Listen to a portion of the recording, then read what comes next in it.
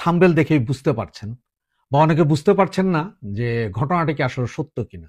তো ঘটনাটি কি সত্য কিনা নাকি মিথ্যা, তার সচিত্র প্রতিবেদন এবং প্রমাণ সহ আজকে আপনাদের কাছে উপস্থাপন করব।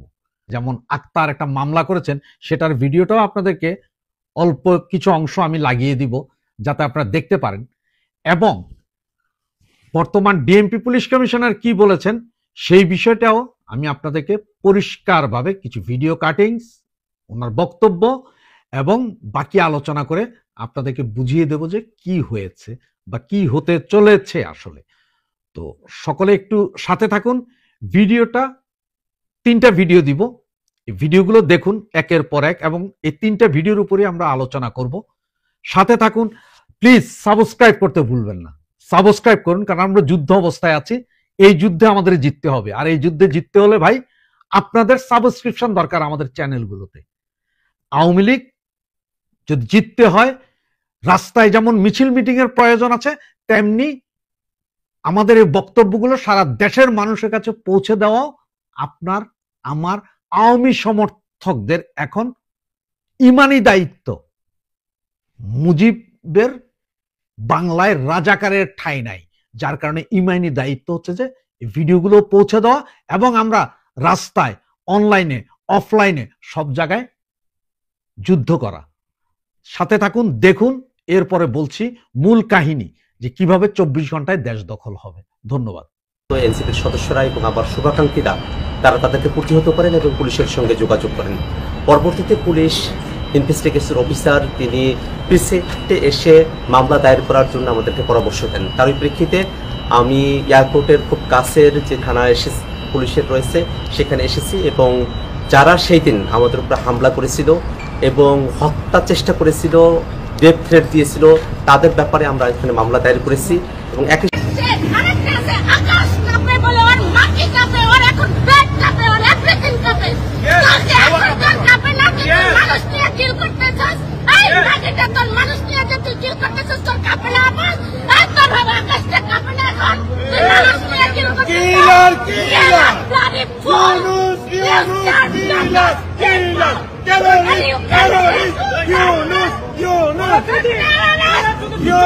যে জাস্ট 1 বছর আগে একটা দল ক্ষমতাচ্যুত হয়েছে, তারা টানা 17 বছর এই দেশ ক্ষমতা ছিল, তাদের বিরাট একটা জনগোষ্ঠী, বিরাট সাপোর্টার আছে। আপনি যদি মানে পার্সেন্টেজ হিসাব করেন তো 1% লোক নেতাকর্মী হয়তো দেশের বাইরে আছে, বাকিরা কিন্তু দেশেই আছে।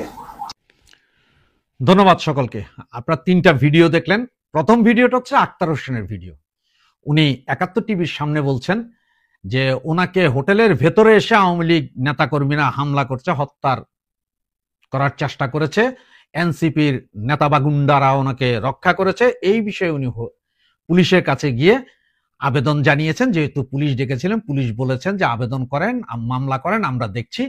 তবে উনি হয়তো এটা ভুলে গিয়েছেন যে হোটেলের ভিতরে ঢুকে আওয়ামী লীগ নেতাকর্মীরা বা কেউ যে এভাবে হামলা মামলা করতে পারে না। ওইটা করলে সাথে সাথে ওখানে পুলিশ যে হোটেলের যে সিকিউরিটি থাকে, ওরা পুলিশের মতো ক্ষমতাশালী, ওরা অনেক কিছুই করে দিতে পারে। সুতরাং ওনার এই হুমকি ধমকিতে যে কিছু হবে না, উনি মনে করছে সব বেকুব।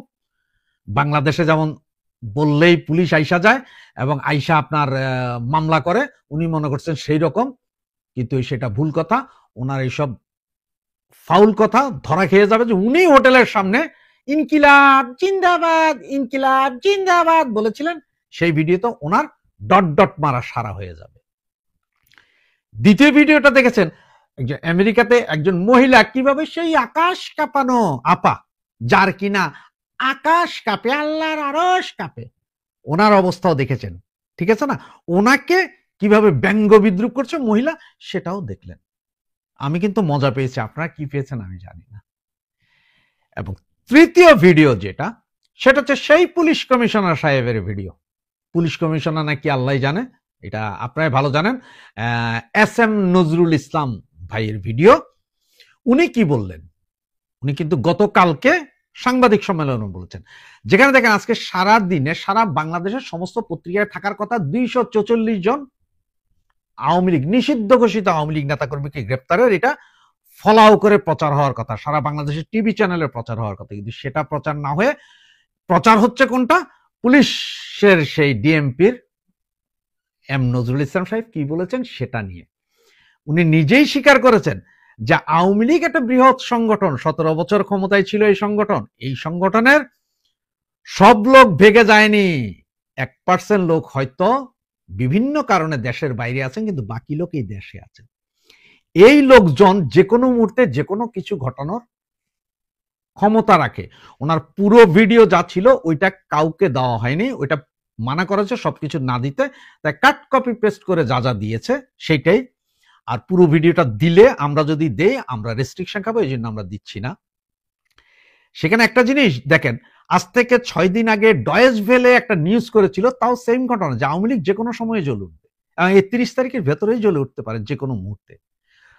সেই নিউজটা দেওয়ার পরে পুলিশের টনক নড়ে। এর ভিতরে কিভাবে আল্লাহ মাবুদ জানে, বারবার বলছি হোয়াটসঅ্যাপ টেলিগ্রাম গ্রুপগুলোর কথা, এই গ্রুপগুলো থেকে একটা মেসেজ লিক হয়ে যায় যে 23শে সেপ্টেম্বরের মেসেজ পুলিশের হাতে চলে যায় যে আগারগাঁও থেকে 32 নাম্বার পর্যন্ত আওয়ামী লীগের একটা মিছিল হবে, যেখানে 8টা স্পট থেকে আওয়ামী লীগ নেতাকর্মীরা জয়েন করবে এবং এই মিছিল গণজাগরণ সৃষ্টি করবে। পুলিশ নিজে স্বীকার করতে বাধ্য হয়েছে যে আওয়ামী লীগের মিছিলে এখন সাধারণ জনগণ হাততালি দিয়ে নেমে আসতেছে, সবাই যে আওয়ামী লীগ করে তা না, এটা পুলিশ নিজে স্বীকার করেছে। আর এই নিউজ ডক্টর ইউনূস সাহেবের কাছেও পৌঁছে গেছে, ওনারাও খুব টেনশনে আছেন এবং পুলিশ প্রশাসন ভীষণ টেনশন আছেন। তারা নিজেরাই বলছেন যে আওয়ামী লীগের এই মিছিল ঠেকানোর সক্ষমতা বাংলাদেশ পুলিশের নেই। আর যার কারণে গতকালকের এই মিছিলে শুরু হওয়ার আগেই ওনারা সারা সকাল থেকে পুলিশ, ডিবি, সিআইডি, এনএসআই সব ওই এলাকাগুলো ঘেরাও করে ফেলেছে। মানে আগারগাঁও থেকে 32 নাম্বার, ফার্ম গেট, শাহবাগ সব ঘেরাও করে রেখেছিলেন, বুঝতে পারেনি। কিন্তু ওনাদেরই স্বীকারোক্তি যে হাজার হাজার লোক ওই সময় ওই জায়গায় ছিল, যেখান থেকে 244 জন যাদের গ্রেপ্তার করেছে তারা সবাই যে আওয়ামী লীগ নেতাকর্মী তা না, অনেক সাধারণ নাগরিক আছে যারা আওয়ামী লীগকে ভালোবেসে এই ইন্ট্রিম গভর্নমেন্ট দুষ্কৃতিকারী সরকারের পদত্যাগ চাইতে যারা জড়ো হয়ে গিয়েছিলেন। তাহলে এখন প্রশ্ন হচ্ছে যে এই মিছিলের খবর কিভাবে পুলিশ পেল? নিশ্চয় আমাদের মাঝে এখনো জামাতের রাজাকার রয়ে গেছে, তারাই। তবে আপনাদের সবাইকে বলবো আরো সতর্ক হন, সতর্কতা ছাড়া উপায় নেই, জিত আমাদের হবে, কিন্তু আমরা সতর্ক হতে হবে, সতর্ক হয়েই আমাদেরকে এগিয়ে যেতে হবে। তবে পুলিশের যে নিউজ 30 তারিখের ভেতরে কিছু একটা হবে, সেটা আমি আপনাদের কনফার্ম করছি 30 তারিখের ভিতরে হবে। কবে, কখন, কোথায় দিয়ে হবে তা কেউ জানে না। পুলিশ নিজে স্বীকার করেছে ঢাকা শহরে হয়তো বাধা দেওয়া সম্ভব কোনো কোনো জায়গায়, 100% না, 5%, কিন্তু ঢাকার বাইরে যেসব বিভাগীয় শহর মহর আছে এইখানে বাধা দেওয়ার ক্যাপাসিটি পুলিশের নাই। গত এক সপ্তাহে 550 নেতাকর্মী ধরার পরও মিছিল বন্ধ করতে পারে নাই। ঢাকা শহরে আজকেও মিছিল হয়েছে, আরো হবে, কালকে আরো হবে, পরশু আরো হবে, তারপরের দিন আরো হবে। এই যে 4-5-6 দিনের ভেতরে কোন দিন যে বৃহৎ মিছিলে কাঁপায় দিবে সেটা কেউ জানে না। সুতরাং তাদের স্বীকারোক্তি আমরাও জানি, আওয়ামী লীগ চাইলে 24 ঘন্টায় এই দেশ দখল করে নিতে পারে এবং আওয়ামী লীগ গৃহযুদ্ধ চায় না বিধায় এখনো চুপ আছে। তবে যদি প্রয়োজন পড়ে পুলিশ, আর্মি, আপনারাও সামনে দাঁড়ানোর সক্ষমতা রাখেন না। এবং আমার এই কথার পরে আপনাদেরকে আমাদের এক মাননীয় মন্ত্রীর একটা ভিডিও দিয়ে দিচ্ছি, দেখে নেবেন। খোদা হাফেজ, আসসালামু আলাইকুম, জয় বাংলা, জয় বঙ্গবন্ধু।